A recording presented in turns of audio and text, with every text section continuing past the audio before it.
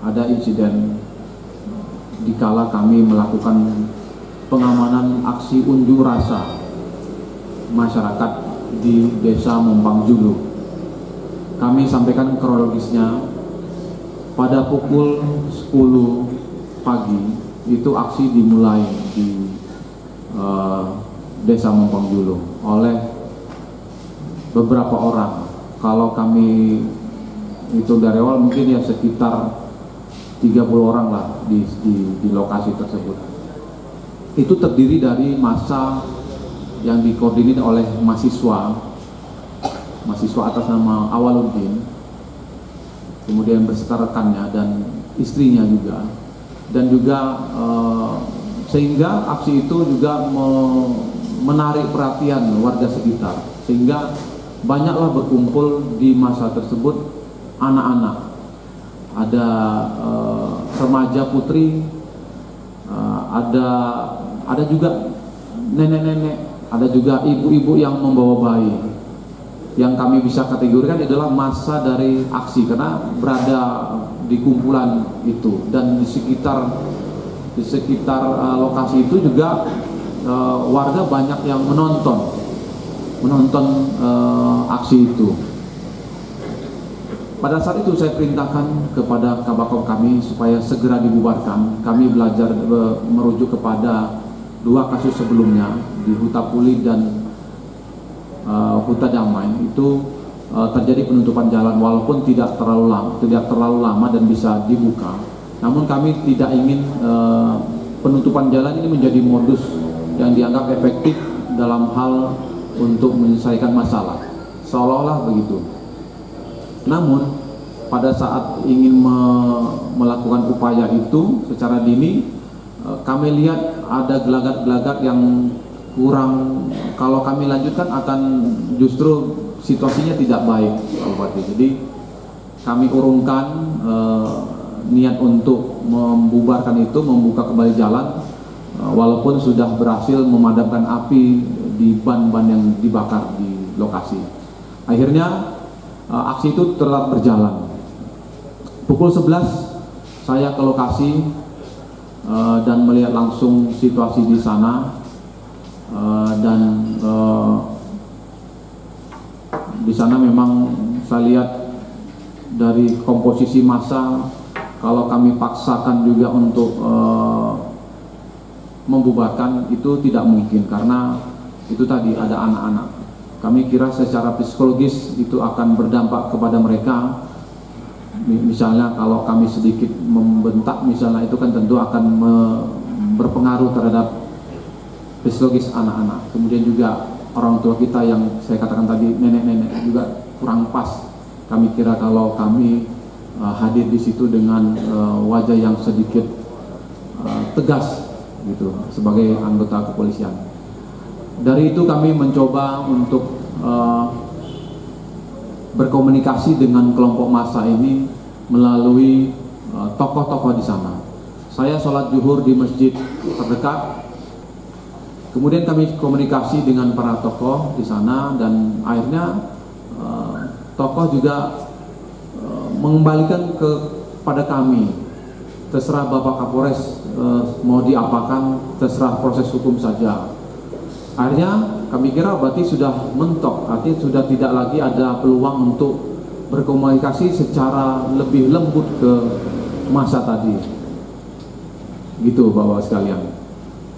Akhirnya kami coba menyampaikan lagi, mohon bantuannya kepada para tokoh apabila misalnya kami nanti melakukan tindakan yang dikatakan tindakan hukum untuk membuka blokir jalan. Nah, kami mengantisipasi, paling tidak para tokoh membantu kami untuk melokalisir massa. Jadi agar massa justru tidak merespon negatif tindakan kami, tapi justru massa yang lain yang menganggap tindakan memblokir jalan tidak betul itu menghindar dari kelompok itu, sehingga nanti kelompok itu dia kecil dengan sendirinya. Itu kami coba sampaikan sebagai permintaan dari kami. Kemudian sekitar pukul 2 kami coba koordinasi lagi dengan para koordinator aksi terkait dengan kami koordinasi Pak Sekda bahwa Pemda akan menjawab tuntutan mereka tentang Kades harus mundur itu selama 3 hari Pak ya, 3 hari. Dari tadinya pertama ditawarkan 5 hari. Sudah ada itikat baik dari kita untuk menjawab itu dalam 3 hari. Namun itikat baik ini belum terlihat direspon baik oleh adik-adik kita di sana. Jadi masih dianggap bahasa mereka tipu-tipu.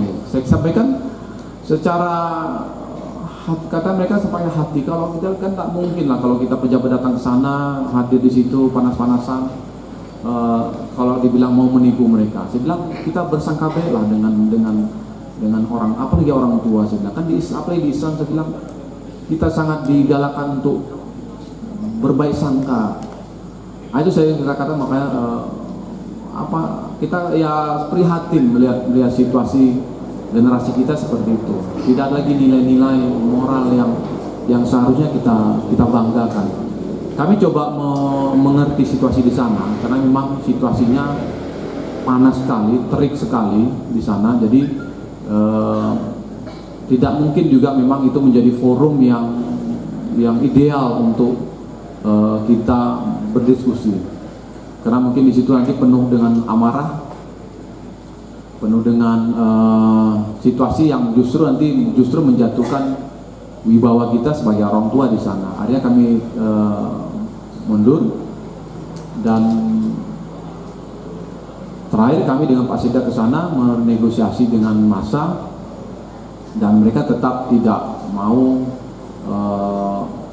mau untuk merespon positif tawaran dari Pak Sekda 3 hari akan dijawab terkait dengan tuntutan supaya kepala desa mundur.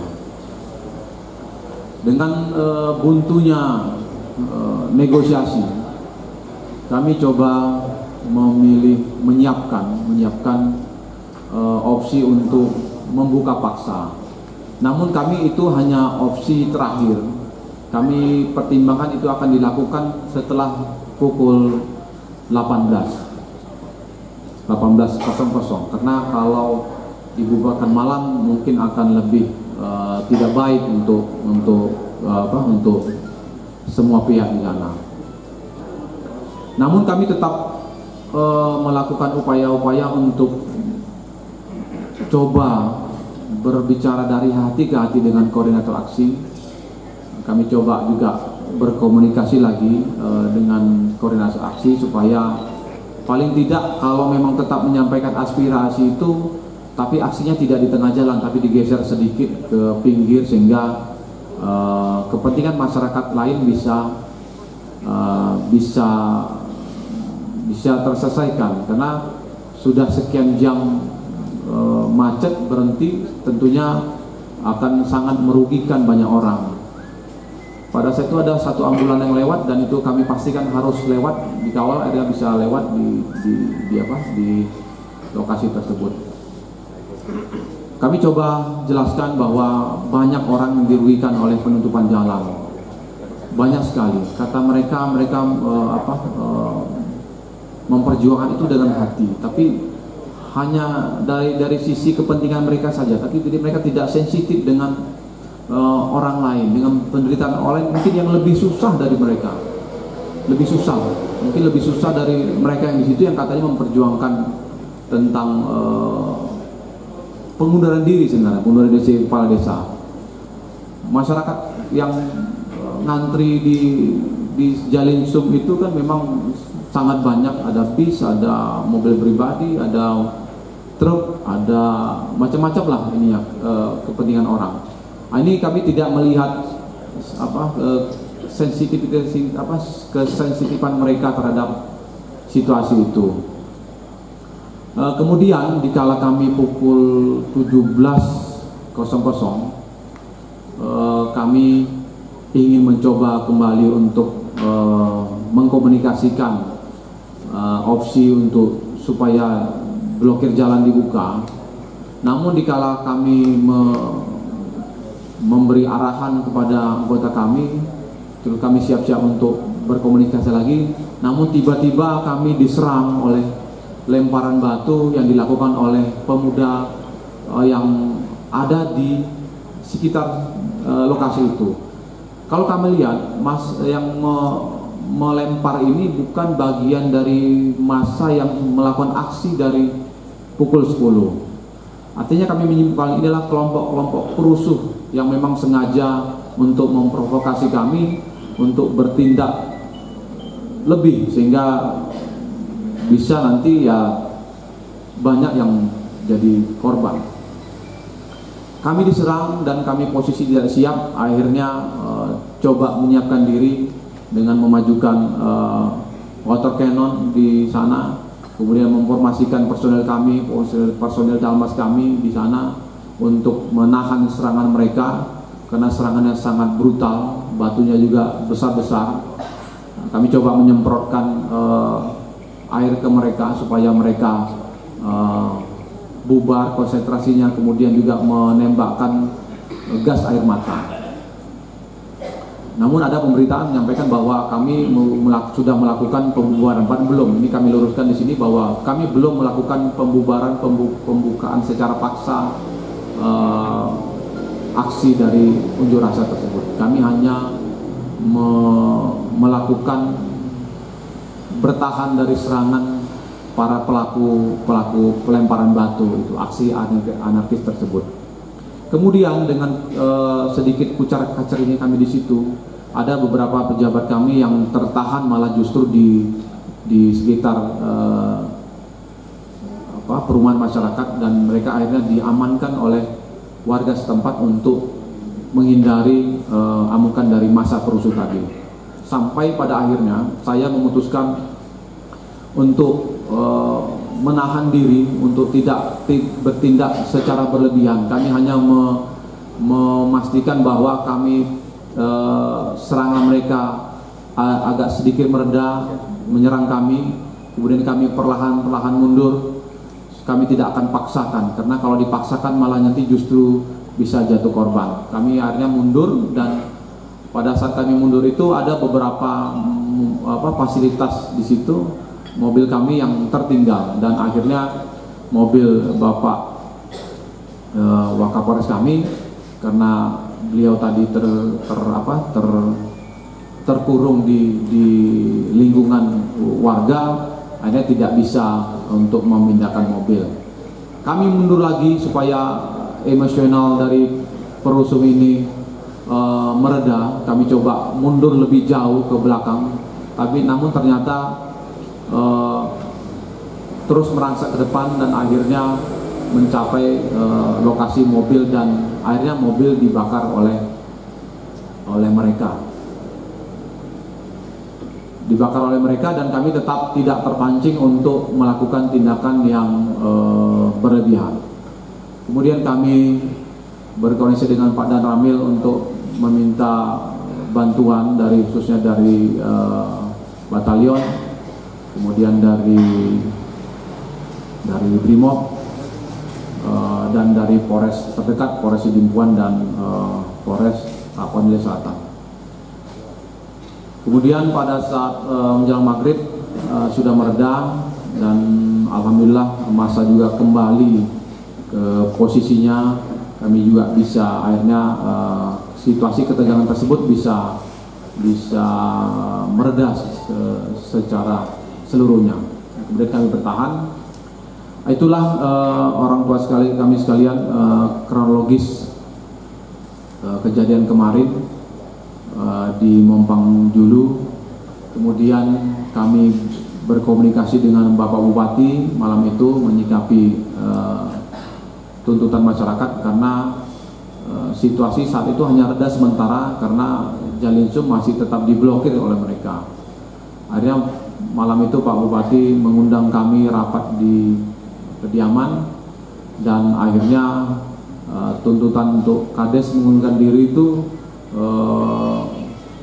muncul dari Bapak Kades sendiri sebagai pemimpin di desanya untuk mau mengundurkan diri dengan besar hati. Dan akhirnya ini kami komunikasikan di mana, di masa. Pada saat mengkomunikasikan ke sana, ada juga hal yang menurut kami kurang pas, tidak baik. Tuntutan awal hanya untuk Kades mundur, namun pada saat itu masa dikumpulkan di masjid. Pak Dan Ramil ikut di sana dengan Pak Kapolsek kami dan Pak Camat untuk membacakan surat pernyataan pengunduran diri tersebut. Namun di akhir pembacaan tuntutan itu kami kira masa sudah mau menurunkan ininya, mau membuka jalan maksudnya. Namun ternyata ada hal yang ditawarkan lagi. Bagaimana dengan pengerusakan mobil kami yang dibakar di sana? Tindakan kami dari Kapolres apa? Kami membacanya ya seolah-olah nanti pembakaran itu tidak diapa-apakan gitu. Nah, ini kan suatu hal yang kami juga miris juga kita melihatnya. Di tempat yang seharusnya itu suci bagi kita, tapi kita melakukan hal-hal yang menurut kami kurang pas, sangat tidak pas. Kapolsek kami di sana merasa tersandera oleh situasi dengan pertanyaan itu. Akhirnya kami sampaikan kepada Kapolsek kami, sudah pokoknya apapun kata ini, apapun tuntutan mereka penuhi saja. Yang penting kalian selamat di sana, karena gelagatnya sudah sangat tidak baik. Penting selamat, keluar dari sana sudah selesai. Karena tidak sesuai dengan komitmen awal, tuntutannya adalah mengundurkan diri saja, tapi ternyata masih ditambahkan dengan tentang pembakaran mobil supaya dimaafkan. Padahal kita tahu sendiri membakar itu, ya mungkin orang yang paling lemah imannya juga tahu itu tidak betul perbuatan itu. Tidak dianggap itu suatu perbuatan yang mudah saja ini gitu dimaafkan. Tentunya ini sangat-sangat miris bagi kita lihat kondisi itu. Makanya ini perlu kami sampaikan supaya menjadi bahan kita bersama menyikapi kondisi ini. Itu Pak Bupati, Forkopimda, orang tua kami sekalian, dan alhamdulillah pukul 4 subuh blokir jalan bisa dibuka dan mereka buka sendiri karena mereka minta untuk yang buka, tidak mau kami yang buka. Ya kami penuhi juga supaya tidak lagi memancing aksi massa lagi. Ada dibuka mulai jam 4 subuh dan sampai saat ini masih situasinya telah lancar dan normal. Itu kejadian terkait dengan insiden kemarin di Mompang dulu yang menimbulkan perhatian cukup luas dari masyarakat dan sudah mencapai skalanya nasional. Kami banyak sekali ditelepon dari media-media di Jakarta, kemudian dari banyak pihak lah ke kami untuk mengkonfirmasi terkait dengan kejadian itu. Jadi bukan lagi levelnya di Sumatera Utara ataupun Madinah, tapi sudah secara nasional. Artinya isu keamanan di kita itu sudah naik ke skala nasional. Tentunya ini menjadi perhatian kita bagaimana menyikapi karena masalahnya kan menyangkut bansos yang kita tahu ini akan berjalan sampai dengan bulan Desember. Jadi ini baru berjalan tahap kedua. Jadi masih banyak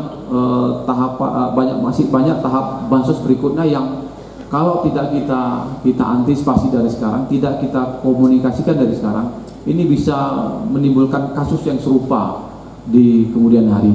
Nah, ini tentunya perlu menjadi pemikiran kita bersama untuk seperti apa menyikapi fenomena, menyikapi bansos yang diberikan namun malah justru menimbulkan konflik, friksi di masyarakat, yang seharusnya justru kita sangat-sangat bersyukur dengan adanya kemurahan nanti dari pemerintah sebagai bentuk tanggung jawab kepada masyarakatnya untuk memberikan sesuatu dalam rangka menghadapi situasi pandemi corona saat ini, di mana ekonomi serba sulit, sehingga dibutuhkanlah bantuan sosial tersebut untuk supaya kesusahan masyarakat itu berkurang.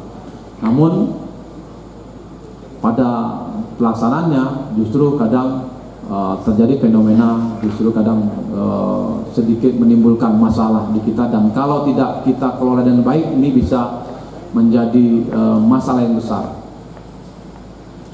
Itu kira-kira yang perlu kami sampaikan kepada orang tua ini semua.